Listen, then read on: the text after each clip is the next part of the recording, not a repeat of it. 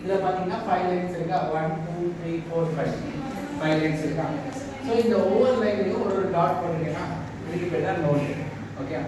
So இதில் இந்த first லைனில் டாட் போட்டால் அது வந்து இ note. Okay.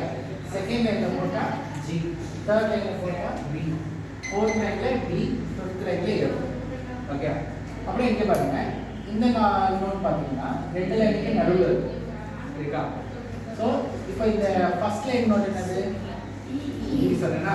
Second line note என்னது, ஜி சொன்னா. ஈக்கு ஜிக்கு நடுவில் என்ன நோட் இருக்கும், என்ன லெட்டர், எஃப். அதே தான் இங்கே பாருங்க, எஃப் இருக்கா. இந்த ரெண்டு லைன் நடுவில் வந்தால் எஃப் நோட். அதே மாதிரி இங்கே பாருங்க, ஜி செகண்ட் லைனு ஜி இருக்கா, தேர்ட் லைனு பி இருக்கா. ஜிக்கும் பிக்கு நடுவில் என்ன நோட்டு, ஏ. இதுதான் ஏ வரல, ஜி அடுத்த நோட்டு ஏ. ஓகே. ஜி வரைக்கும் தான் பேசுங்க, ஜி அடுத்த நோட்டு ஏ. அதுக்கப்புறம் இங்கே பாருங்க, இந்த தேர்டுக்கும் ஃபோர்த்துக்கு நடுவில் அதே மாதிரி சிக்கும் டிக்கும் சி. அதே மாதிரி ஃபோர்த்துக்கு ஃபிஃப்த்துக்கு நடுவில் இ நோட்.